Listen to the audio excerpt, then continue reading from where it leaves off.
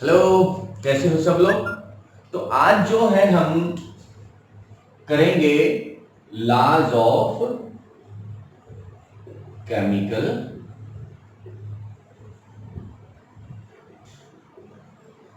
Combinations. ठीक है, ये जो है आज हम हमारी 11th क्लास के फर्स्ट चैप्टर के अंदर आता है लॉज ऑफ केमिकल कॉम्बिनेशंस। तो एक्चुअली जो हमारे लॉज ऑफ केमिकल कॉम्बिनेशंस है वो क्या बताते हैं।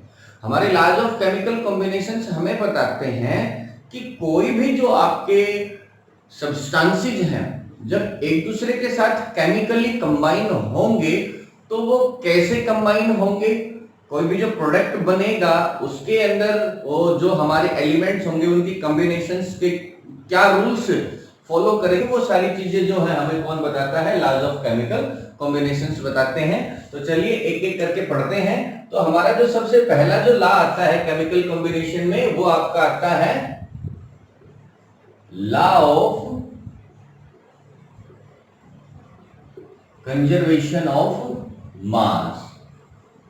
ठीक है ना, लॉ ऑफ कंजर्वेशन ऑफ मास क्या कहता है। लॉ ऑफ कंजर्वेशन ऑफ मास, इसके नाम से पता चल रहा है कि जो मास है वो कंजर्व रहेगा। मतलब ये कहता है कि आप कोई भी प्रोसेस कर लो, उसमें कोई भी चेंज हो, चाहे फिजिकल चेंज हो चाहे केमिकल चेंज हो, उस प्रोसेस के दौरान जो टोटल मास होगा आपके रिएक्टेंट्स का वो आपके प्रोडक्ट्स के टोटल मास के बराबर होगा। या सिंपल सी बात आप ये कह सकते हो, according to this law mass can neither be created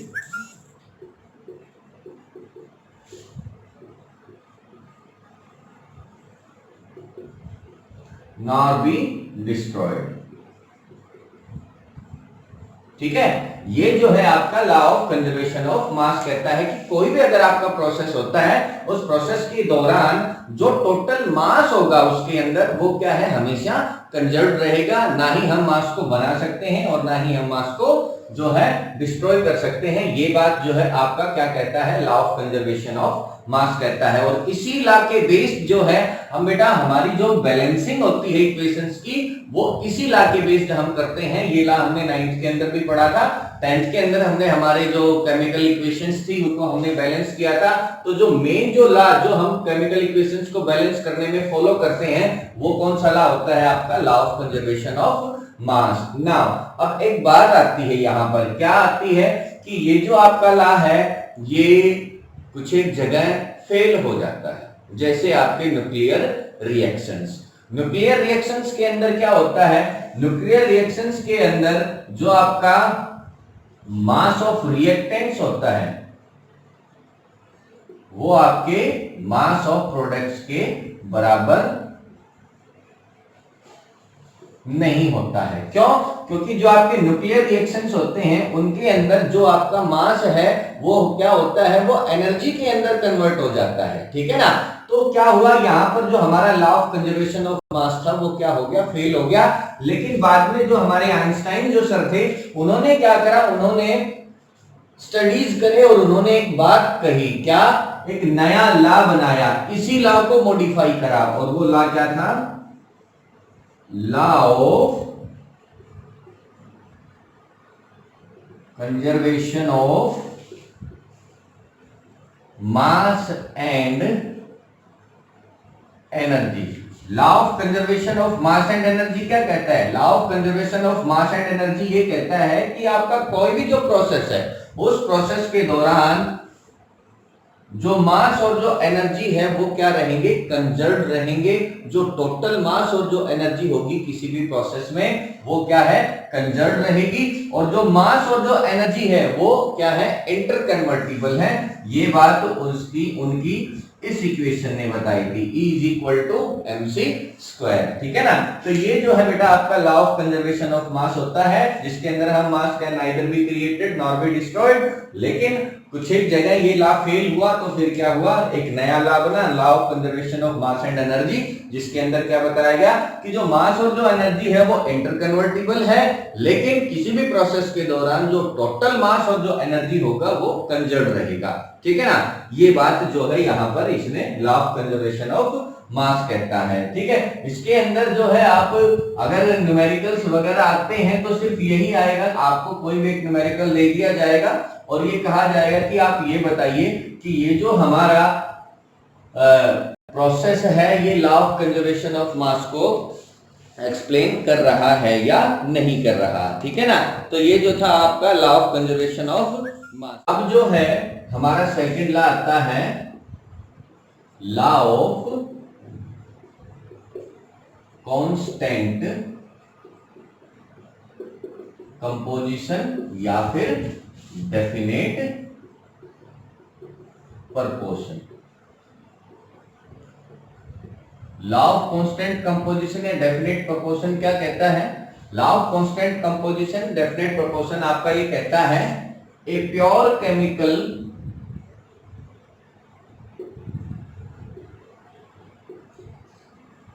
compound always contains a pure chemical compound always contains same elements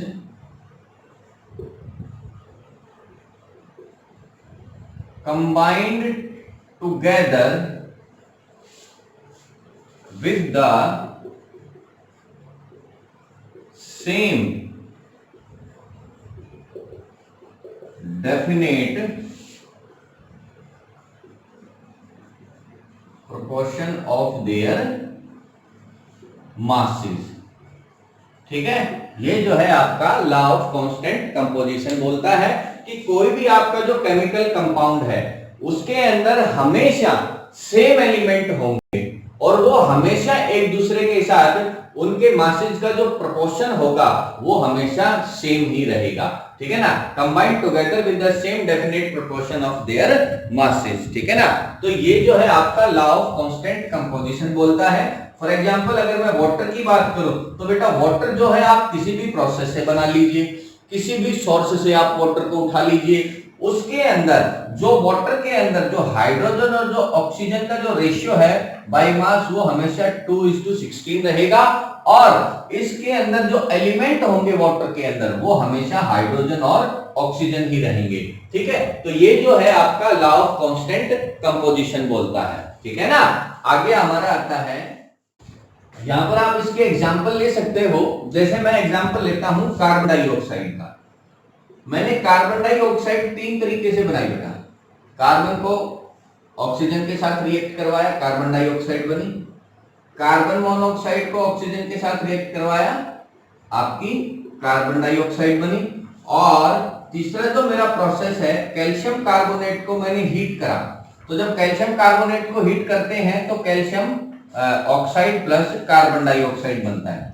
अब यहां पर ये जो मेरे 3 प्रोसेस है, तीनों प्रोसेस के अंदर क्या है, कार्बन डाइऑक्साइड बन रही है। और आपने देखा होगा तीनों प्रोसेस में जो कार्बन डाइऑक्साइड बन रही है उसके अंदर कार्बन और ऑक्सीजन ही एलिमेंट है और सभी के अंदर जो इनका रेशियो है बाय मास, इसके अंदर भी 12:32 है, इसके अंदर भी 12:32 है और इसके अंदर भी 12:32 है। तो जो आपका लॉ ऑफ कांस्टेंट कंपोजिशन है वो यही कहता है कि कोई भी आपका जो प्योर कंपाउंड होगा, ठीक है ना, उसके अंदर जो एलिमेंट्स होंगे वो सेम होंगे और उनके मासेज का जो रेशियो है वो भी क्या होगा, हमेशा सेम होगा। ठीक है, तो ये बात आपका बोलता है law of constant composition.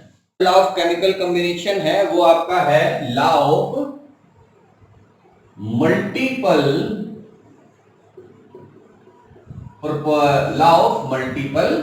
Proportion. ठीक है ना, लॉ ऑफ मल्टीपल प्रोपोर्शन क्या बोलता है?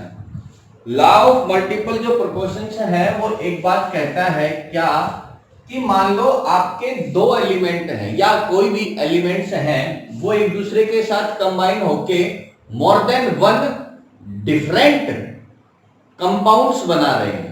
जैसे मैंने हाइड्रोजन और ऑक्सीजन लिया, ठीक है ना, हाइड्रोजन और ऑक्सीजन मिलके एक तो वाटर बनाते हैं और एक हाइड्रोजन पर ऑक्साइड बनाते हैं। ठीक है, तो जब हाइड्रोजन और ऑक्सीजन आपस में मिलके वाटर बनाते हैं तो जो हाइड्रोजन है इसका मास 2 ग्राम होता है ऑक्सीजन का 16 ग्राम होता है। और जब हाइड्रोजन और ऑक्सीजन मिलके जो है हाइड्रोजन पेरोक्साइड बनाते हैं तो हाइड्रोजन 2 ग्राम और ऑक्सीजन कितना 32 ग्राम। लॉ ऑफ मल्टीपल प्रोपोर्शन बोलता क्या है? लॉ ऑफ मल्टीपल प्रोपोर्शन ये कहता है कि जब कोई भी एलिमेंट्स एक दूसरे के साथ मिलके more than one different compound बनाते हैं तो उनके अंदर एक्चुअली होता क्या है, उनके अंदर जो एक एलिमेंट है वो दूसरे एलिमेंट के फिक्स मास के साथ डिफरेंट डिफरेंट मासेज में मिलके ये डिफरेंट डिफरेंट कंपाउंड बनाता है। और वो जिन डिफरेंट मासेज में उस एलिमेंट के फिक्स मास के साथ मिल रहा है तो उसके जो मासेज का जो रेशियो होगा आपस में वो क्या है, एक सिंपल होल नंबर रेशियो होगा। ये बात आपका लॉ ऑफ मल्टीपल प्रोपोर्शन बोलता है कि जब कोई भी एलिमेंट एक दूसरे के साथ मिलके more than one different compound बनाते हैं तो क्या है, क्या होता है, एक एलिमेंट दूसरे के फिक्स मास के साथ मिलता है, ठीक है ना, डिफरेंट डिफरेंट मासेज में, और उनके मासेज का आपस में जो रेशियो होता है वो क्या है बेटा, एक सिंपल होल नंबर रेशियो होता है। तो यहां पर आप लिख सकते हो when two elements combine to form two or more than two different compounds, then the mass of one of the elements which combines with the fixed mass of the other bear a simple whole number ratio to one another। इसका हमने example लिया, हमने water का example लिया, आप एक example और ले सकते हो, जैसे आप कार्बन डाइऑक्साइड और कार्बन मोनोऑक्साइड का एग्जांपल ले सकते हो। यहाँ पर carbon monoxide, carbon dioxide, carbon और ऑक्सीजन का रेशियो देखिए, कार्बन जो है कार्बन मोनोऑक्साइड में 12 ग्राम बाई पार्ट्स मिलता है, 12 ग्राम में मिलता है, ऑक्सीजन जो है 16 ग्राम होती है, कार्बन डाइऑक्साइड में कार्बन 12 ग्राम और ऑक्सीजन 32, ठीक है ना। तो ऑक्सीजन जो है मेरे कार्बन के फिक्स मास के साथ मिल रही है, तो जो ऑक्सीजन जिन मासेज में मिल रही है अगर उनका सिंपल रेशियो देखे आपस में तो क्या है बेटा, 1:2 आता है। इसी तरीके से आप एक एग्जांपल और ले सकते हो SO2 और SO3 का। इसके अंदर क्या है, सल्फर 32, यहां पर भी सल्फर 32 और ऑक्सीजन 16 दूनी 32 और यहां पर ऑक्सीजन 48, ठीक है ना। तो यहां पर क्या है, सल्फर के फिक्स मास के साथ ऑक्सीजन डिफरेंट डिफरेंट मास में मिल रही है, 32:48 और 2:3 जो है यहां पर इसका रेशियो आ जाता है जो कि सिंपल होल नंबर रेशियो है, ठीक है। तो ये जो बात है आपका लॉ ऑफ मल्टीपल प्रोपोर्शन बोलता है। अब अगला जो हमारा फोर्थ लॉ आता है वो आता है law of reciprocal proportion. Law of reciprocal proportion क्या कहता है, समझने की कोशिश करते हैं। हमारे पास 3 एलिमेंट है, ठीक है ना, A, B, C। Law of reciprocal proportion ये कहता है कि ये जो दोनों एलिमेंट हैं ये क्या है, इस C के फिक्स मास के साथ मिलके कंपाउंड बना रहे हैं अलग अलग, ठीक है ना। मान लो A C के x ग्राम के साथ मिलता है और जो B है वो भी C के x ग्राम के साथ मिलके क्या करता है, कंपाउंड बनाता है, ठीक है ना। मान लो जो A है वो C के x ग्राम के साथ y ग्राम मिला और जो आपका B है वो C के x ग्राम के साथ z ग्राम मिला, ठीक है ना। तो ये हमारा लॉ ऑफ रेसिप्रोकल प्रोपोर्शन क्या बोलता है, कहता है कि जब कोई भी दो डिफरेंट एलिमेंट किसी तीसरे एलिमेंट के फिक्स मास के साथ मिलके जब कंपाउंड बनाएंगे और जब वो आपस में मिलेंगे तो उनके कंबाइनिंग जो रेशियो होगा वो या तो वो सेम होगा जिस मास में C के साथ मिल रहे हैं, यानी इनका जो मास का रेशियो या तो y/z होगा या फिर इसका सिंपल मल्टीपल होगा। ये बात कहता है आपका लॉ ऑफ रेसिप्रोकल प्रोपोर्शन, ठीक है। एग्जांपल लेते हैं, मेरा कार्बन है, हाइड्रोजन है, ऑक्सीजन है। कार्बन के 12 ग्राम के साथ हाइड्रोजन मिलके CH4 बनाता है, कार्बन के 12 ग्राम के साथ ऑक्सीजन मिलके कार्बन डाइऑक्साइड बनाता है। यहां पर जो मेरा कार्बन है, जो मेरा हाइड्रोजन है, वो कार्बन के साथ 4 ग्राम मिल रहा है। यहां पर मेरा जो ऑक्सीजन है वो 12 ग्राम कार्बन के साथ 16 दूनी 32 मिल रहा है।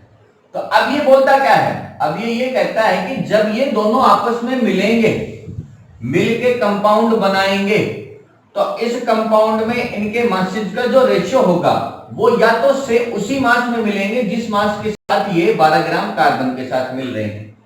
ठीक है, अगर उसके अंदर नहीं मिलेंगे तो क्या है, ये दो आपस में जब मिलेंगे तो इनके जो मासेज का जो रेशियो है वो सिंपल मल्टीपल होगा 4:32।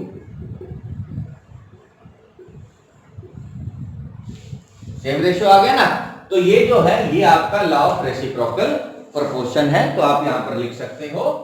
तो लॉ ऑफ रेसिप्रोकल प्रोपोर्शन को आप कैसे लिख सकते हो, when two different elements combine separately with the same mass of the third element, then the ratio of their masses in which they do so will either be same or some simple multiple of ratio in which they combine with each other।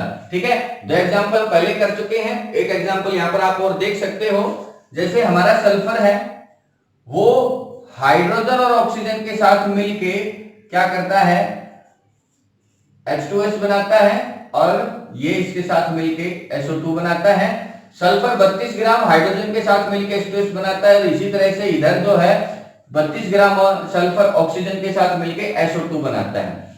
यहां पर H2S के अंदर जो 32 ग्राम sulphur है 2 gram hydrogen के साथ मिल रहा है, और यहां पर जो SO2 के अंदर जो आपका सल्फर है वो 32 ग्राम जो सल्फर है वो 32 ग्राम किसके साथ, ऑक्सीजन के साथ मिल रहा है। ठीक है ना।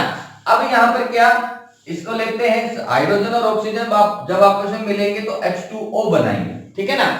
अब यहां पर थोड़ा सा सेपरेटली देखिए, जब ये सल्फर के फिक्स मास के साथ मिल रहे हैं तो इनके मासेज का जो रेशियो है वो कितना है, 2:32, यानी 1:16 है। ठीक है, और जब हाइड्रोजन और ऑक्सीजन आपस में मिलकर जब वाटर बनाते हैं तो इसके अंदर इनके मासेज का जो रेशियो है वो कितना है, 2:16, 1:8 है। तो अब ये जो दोनों रेशियो हैं एक दूसरे के साथ कैसे रिलेट करते हैं, देखिए 1:8:1:16 which implies that 1:2, यानी ये जो रेशियो है एक दूसरे का क्या है, सिंपल मल्टीपल है। तो ये बात जो है हमारा लॉ ऑफ रेसिप्रोकल प्रोपोर्शन बोलता है। इसके बाद हमारा जो है बेटा fifth law of chemical combination आता है,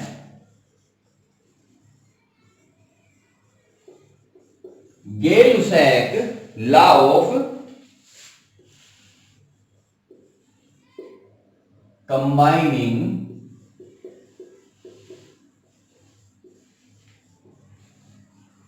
volumes of gases। ठीक है, Gay Lussac law of combining volume of gases. ठीक है, तो ये क्या बोलता है, ये एक सिंपल सी बात बोलता है। क्या है, ये कहता है कि जब कोई भी गैसेज आपस में रिएक्ट करके कोई प्रोडक्ट बनाएंगी, ठीक है, कोई भी गैसेज आपस में रिएक्ट करके प्रोडक्ट बनाएंगी और वो प्रोडक्ट भी अगर गैस है तो जिस वॉल्यूम के अंदर ये एक दूसरे के साथ मिली और जिस वॉल्यूम में आपका प्रोडक्ट बना, उन वॉल्यूम का जो रेशियो है वो सिंपल होल नंबर रेशियो होगा। नाइट्रोजन गैस है आपकी, हाइड्रोजन गैस के साथ मिलके अमोनिया गैस बना रही है। ठीक है ना। तो यहां पर जो आपकी ये गैसेज हैं, ये जब आपस में मिल रही हैं तो इनकी जो वॉल्यूम्स हैं, इनका जो रेशियो होगा अकॉर्डिंग टू दिस लॉ वो क्या है भाई, सिंपल होल नंबर होगा। ये बात कहता है आपका ये Gay Lussac law of combining volume of gas. तो क्या हो जाएगा आपका Gay Lussac law of combining volume of gases, according to this law under similar conditions of temperature and pressure, जब भी कोई भी गैसेज आपके रिएक्ट करेंगी तो ये बात हमेशा ध्यान रखना, उनकी जो टेम्परेचर और प्रेशर की कंडीशंस हमेशा मेंशन करनी होंगी, और जितने भी गैसेज होंगी जो आपस में रिएक्ट करेंगी उनके टेम्परेचर और प्रेशर की कंडीशन सिमिलर होंगी, एक जैसी होंगी, ठीक है ना। तो under similar conditions of temperature and pressure whenever gases react with each other they do so in volumes which bear simple whole number ratio to one another and also to the volumes of the gaseous products। वही बात है, gases एक दूसरे के साथ react करेंगी उनके volumes के सिंपल रेशियो में, मतलब जो जिन वॉल्यूम्स के साथ हमारी गैसेज एक दूसरे के साथ रिएक्ट करेंगी उन वॉल्यूम्स का जो रेशियो है वो हमेशा क्या होगा, सिंपल होल नंबर रेशियो होगा। हमने एग्जांपल देखे, फिर से हम देखते हैं, जैसे आपकी यहां पर नाइट्रोजन हाइड्रोजन ने रिएक्ट करके अमोनिया बनाया था, ठीक है ना। तो इसके अंदर आप देखो, इसका 1 वॉल्यूम, इसकी 3 volume, 2 volume, ratio 1:3:2 simple whole number ratio है। इसी तरीके से आपकी हाइड्रोजन आपकी क्लोरीन मिलके आपका HCl गैस बना रही है, 1 volume 1 volume 2 volume, simple whole number ratio. इसी तरीके से आपका SO2 O2 के साथ रिएक्ट करके SO3 बना रहा है, ठीक है ना। तो SO जो है 3 बना रहा है, तो यहां पर भी देख लो सिंपल होल नंबर 2 1 2, तो 2:1:2, ठीक है ना। 3 दूनी 6, 2 दूनी 4 और 2 6, ठीक है ना। तो इस तरीके से ये जो है आपकी Gay Lussac law of combining volume of gases. तो ये जो थे बेटा, ये आपके 5 लॉज ऑफ केमिकल कॉम्बिनेशंस थे, जो क्या है हमारे जो कोई भी रिएक्टेंट है वो एक दूसरे के साथ कैसे रिएक्ट करेंगे, कैसे कंबाइन होंगे, उन सारी चीजों को एक्सप्लेन करते हैं, ठीक है।